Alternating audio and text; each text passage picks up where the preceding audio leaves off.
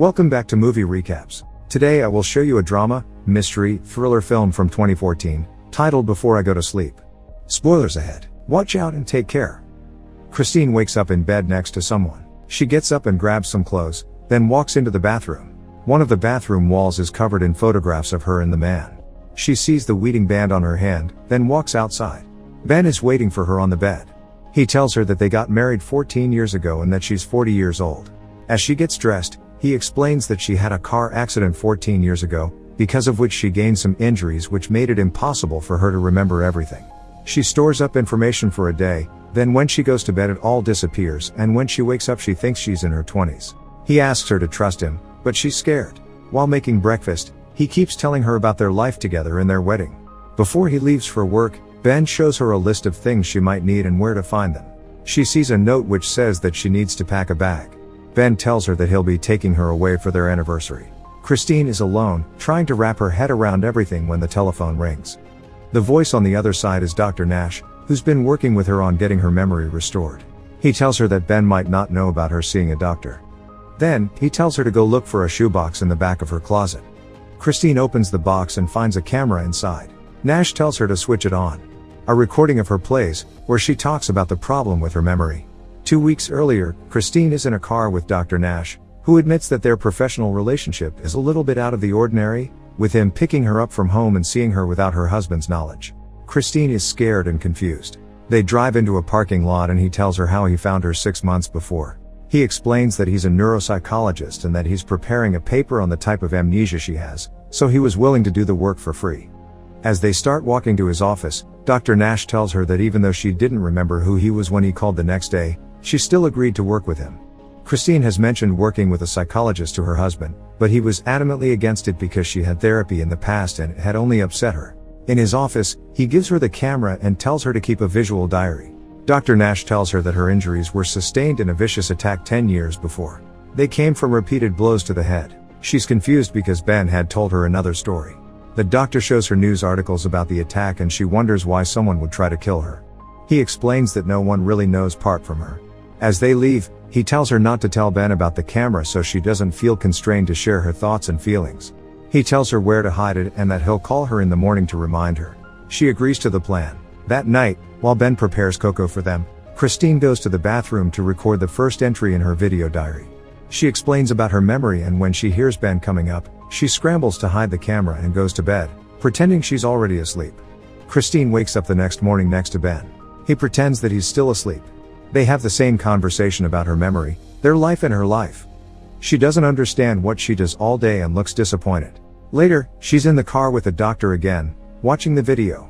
Christine says that without the recordings she would believe everything that Ben tells her, like the car accident. She wonders what else he lies to her about. Dr. Nash says that he can't risk calling her on the house phone. Christine tells him that she doesn't want to be afraid all the time and asks if the treatment he's planning for her will work.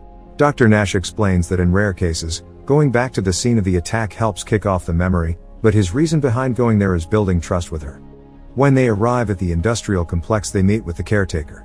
He takes them to the place where he found her and tells them that she was naked, with only a bed sheet around her and that she was covered in blood. She couldn't remember anything even then. Back in the car, she asks Nash what she was doing by the airport. He tells her that there are a lot of hotels in the area and suggests that she might have been having an affair. The medical report indicated recent intercourse. She asks him if she was raped, but the doctor tells her that the report has suggested otherwise. Christine can't believe she could be a cheater. Later, she's in her bathroom saying that she needs to remember what happened, no matter what she has done. She hears the sounds of children playing and goes to check, but there's no one outside. That night, she walks in to take a shower, when Ben joins her and begins kissing her. As they begin making love, she has a memory of someone with a scar on his jaw. They fall asleep together and Christine has a dream about a hotel room and her attack. The next day, tests are being performed on Christine by Dr. Nash. He shows her pictures that she needs to identify. She looks at the pictures and gets upset, so she rings the panic button in the MRI. Later, they talk in a waiting room and he tells her that some of the pictures were random and others were in her file. The photo he shows her had produced a distinct reaction in her brain.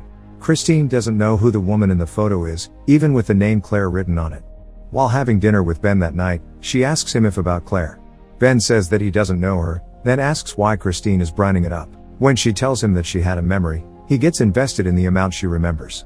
She mentions a few things, mostly from the photo, and he tells her that it wasn't the first time she had remembered Claire. Ben says that they were friends once, but that she moved away and that it doesn't matter anymore. Christine insists that it does matter. Ben brings a box of photos he keeps in his study. They are of her and Claire. She asks why he hides them from her, and Ben explains that he does that to protect her from the fact that her friend couldn't handle her situation. Christine asks him how she could trust him if he hides things from her, but Ben tells her that he can always handle dealing with everything. Later, she makes a new recording saying that Ben is hiding Claire from her and that she can't trust him. After that, he sees that she has taped the photos of Claire in the bathroom. Dr. Nash calls Christine and explains everything to her all over again. She watches the recording from the previous day, the one saying not to trust Ben. Then she zooms in, seeing that the photos that were there the previous day are gone now. She gets angry and starts looking through Ben's study to find something. She finds a key which takes her to the photos. Flipping through them, she has a memory about Claire and her telling her that she's pregnant. She rushes to check the pictures in the bathroom and the pictures in the albums, but there is no evidence of a child she might have had. Christine checks her stomach and sees her stretch marks, then remembers a conversation with her son. She calls Ben to ask about their child and he comes home instantly. Christine is upset and wants to know where their child is. Ben embraces her and tells her that their son died. Once inside, he tells her that the child died from meningitis before his 9th birthday. He gets another box that he's hiding from her so that she doesn't stumble upon them by herself, and shows her a photo of their son Adam as a baby. Christine cries, but she doesn't remember him as she goes through the photos. She sees his birth certificate and a note in his handwriting. Ben takes back the photos, and later Christine makes another video in which she says that while the grief might not be new for Ben, it is for her. And it will be new every other day for the rest of her life. Christine has another nightmare about the man with the scar in her attack. She wakes up terrified, then watches her recordings about Adam and cries. Christine begins taking apart the wall of photos in the bathroom. When she talks to Nash again, she asks if he knew about her son, and he tells her that they have spoken about him before. She has begun thinking that maybe it's better if she doesn't learn about everything. Christine asks the doctor if they can just sit there for a while, then asks if she should tell Ben about the therapy. That night, her and Ben talk about Adam again. She asks if she was a good mother before the accident. Ben says that she loved him very much and she has a memory about him for a moment. Christine says that she understands how difficult it must be for Ben to go through all of it over and over, but tells him not to hide her son from her again.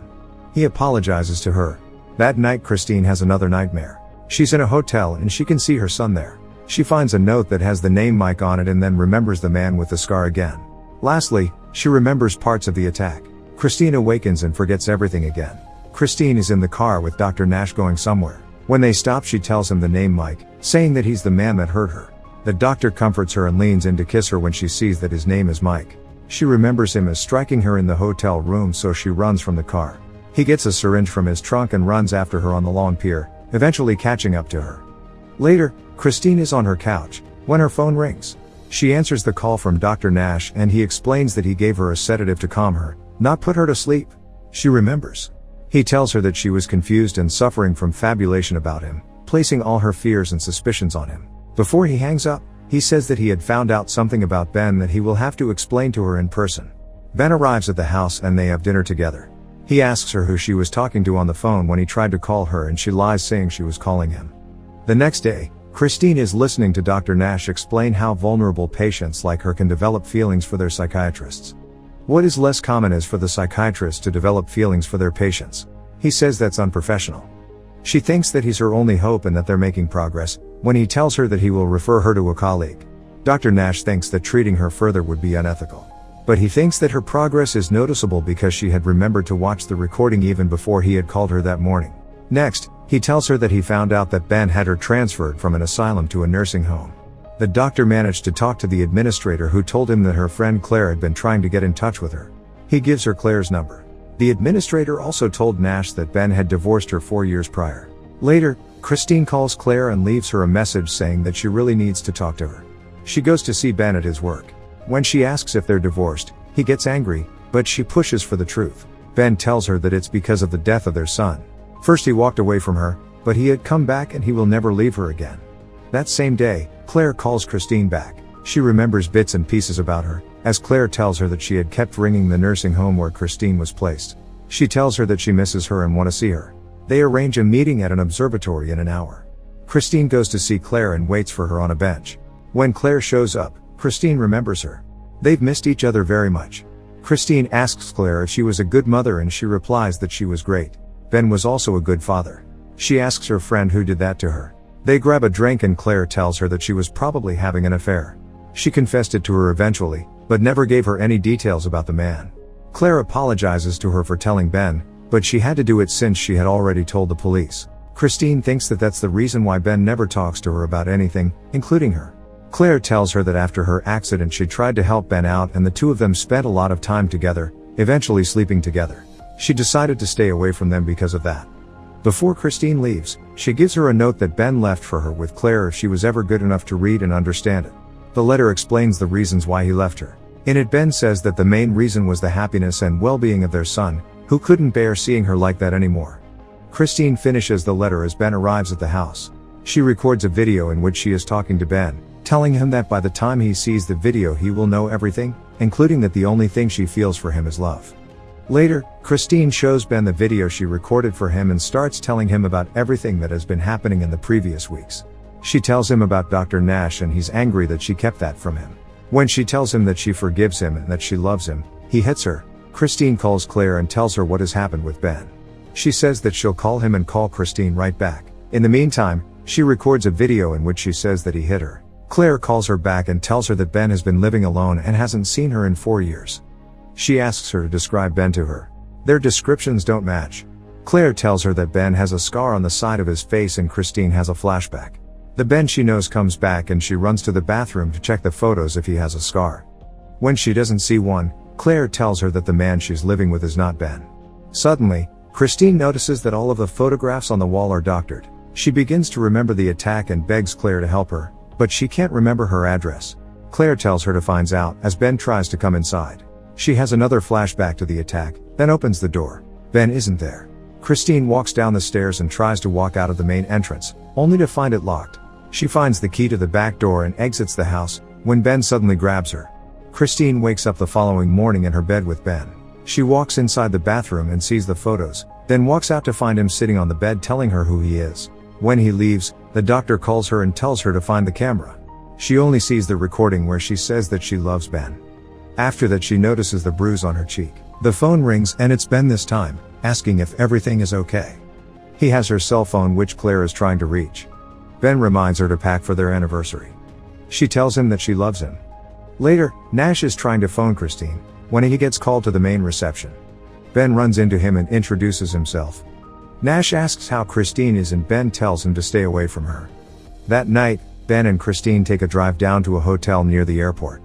She asks if it's really their anniversary and he tells her that it's not their wedding anniversary, but one of a different kind. Christine doesn't understand why he brought her there. He gives her a glass of champagne and tells her that he wants her to remember her attack. Suddenly, she remembers that he is actually Mike. Christine asks where Ben is and Mike tells her that her husband left her when he stayed. He took her out of the nursing home with fake documents, with the intention to take care of her. But now he's tired of lying and wants her to remember everything. Christine remembers the day of the attack and him threatening her that he'll call her husband, then hitting her. She realizes that he was the one that attacked her. He tells her that he hates himself for what happened and begs her not to leave. Christine is scared because she remembers details about the night when he attacked her. Mike keeps begging her not to leave, but then steps aside to see if she will, and when she does he hits her again. He tells her that they will either leave together or they won't leave at all. Then, he begins to delete all of her recordings from the camera and tells her that she's free. Mike tells her to kiss him and she does it out of fear. He tells her that she has to forget Ben and Adam because they have forgotten her. Christine realizes that Adam isn't dead and he starts beating her up again. She fights back, but he overpowers her and begins to strangle her. Christine stabs him and tries to escape, though he just grabs her again. Eventually she incapacitates him and escapes the room, then activates the fire alarm. Ambulances and the police have circled the hotel. Christine is at the back of an ambulance, recording a new video explaining what happened to her. Later, Dr. Nash walks into her hospital room and wakes her up telling her who he is. He tells her that he is there as her friend and not her doctor. Because she needs someone to take care of her, Claire will pick her up and take her home with her. He asks her if she remembers Claire. Christine says that she does. Nash continues talking to her, saying that Mike will be in prison for a long time for what he did to her. Then, he tells her that he has a visitor for her that might become the breakthrough in her treatment. Nash turns around and Ben, her real ex-husband, is at his door.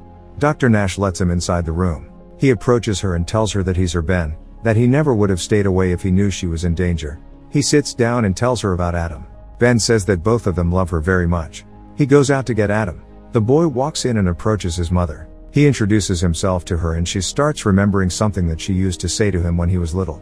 Christine remembers him finally. They embrace as she says that he's her Adam. Make sure to subscribe and turn on notifications so you can watch more videos like this. Thanks for watching.